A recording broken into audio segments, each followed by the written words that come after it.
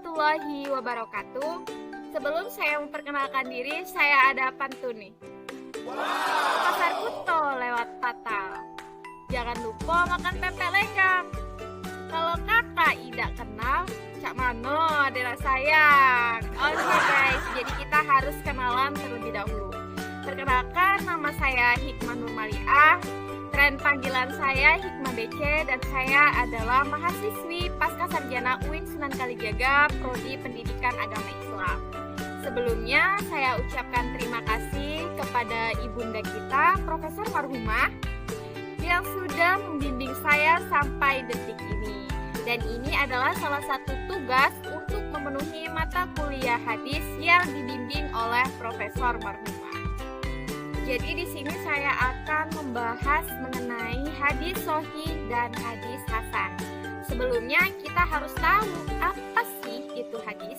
Hadis ialah perkataan, perbuatan, dan ketetapan Nabi Muhammad SAW.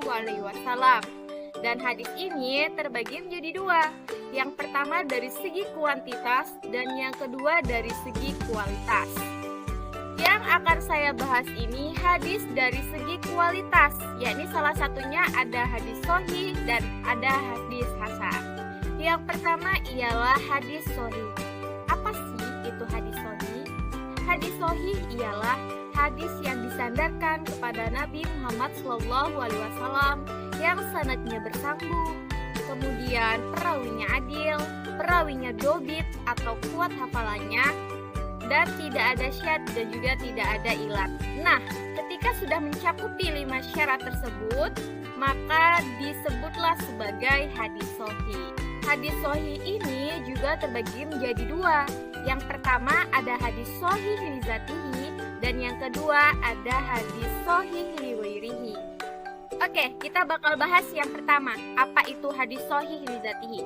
Hadis sahih li zatihi ialah hadis sahih dengan sendirinya, yakni mencakupi 5 syarat yang sudah saya sebutkan tadi. Sanadnya bersambung, perawinya adil, perawinya dobit atau kuat hafalan, kemudian tidak ada syad dan juga tidak ada ilat. Maka itulah hadis sahih li zatihi, yakni sahih dengan sendirinya. Baiklah, saya akan menampilkan contoh dari hadis sahih li zatihi. Teman-teman bisa lihat di layar dan inilah contoh dari hadis sahih li zatihi, yang mana hadis ini tidak ada syad, kemudian tidak ada ilat, dan kemudian perawi yang meriwayatkan hadis ini ialah dobit atau kuat hafalannya seperti Muhammad bin Yusuf, sikot mutakin atau kuat hafalannya. Kemudian juga ada Malik bin Anas, yaitu seorang imam hafiz yang pasti kuat hafalannya, dan lain sebagainya. Kemudian hadis ini bersambung langsung kepada Rasulullah SAW, karena Rasulullah menceritakan kepada muridnya, siapa tadi sahabat, kemudian kepada tabi'in dan tabi'in, kayak gitu. Jadi langsung bersambung kepada Rasulullah SAW. Maka hadis yang ditampilkan ini adalah hadis sahih li zatihi. Selanjutnya ada hadis sahih li ghairihi. Hadis sahih li ghairihi ialah hadis yang kesahihannya dibantu dengan hadis sahih yang lain. Nah, pada awalnya hadis sahih li ghairihi ini dikategorikan sebagai hadis hasan. Mengapa? Karena tidak mencakupi 5 syarat sebagai hadis sahih, yakni kurang kuat hafalannya seorang perawi. Nah, dikarenakan hadis hasan ini banyak yang menguatkan dari hadis-hadis sahih yang lain, maka naiklah derajatnya yang awalnya hadis hasan menjadi hadis sahih li ghairihi. Berikut ini adalah contoh dari hadis sahih li ghairihi.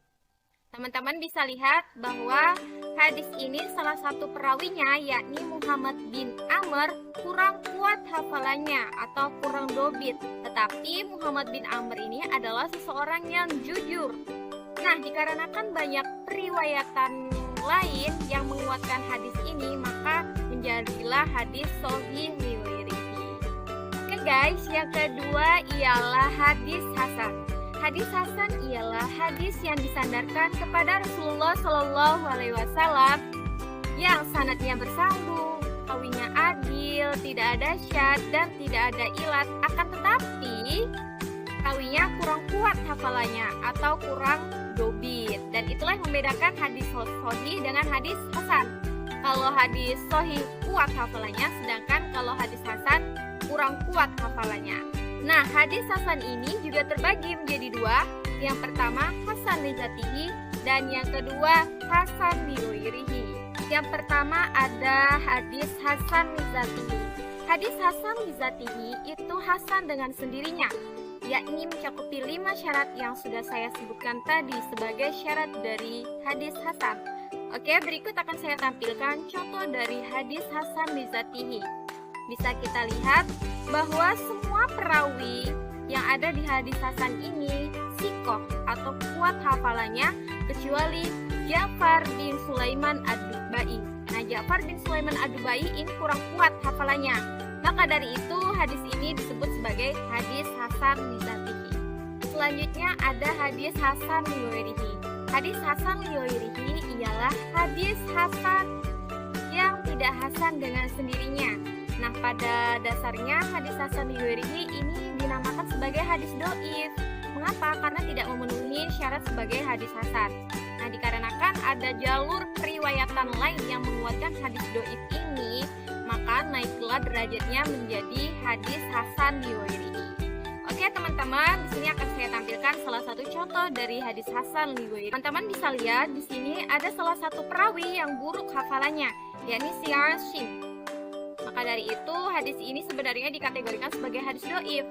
Akan tetapi karena banyak jalur periwayatan lain yang menguatkan hadis dhaif ini, maka naiklah derajatnya menjadi hadis hasan li ghairihi. Seperti itu. Baiklah, itu video dari saya. Saya ucapkan terima kasih dan semoga video saya bermanfaat bagi kita semua. Nah, sebelum saya akhiri, saya ada pantun nih. Ke Kambang Iwa beli jajan, belinya pakai daun sereh. Sekian dan terima kasih. Oke, wallahumma fiqil aqwami thoriq. Wassalamualaikum warahmatullahi wabarakatuh. Bye bye.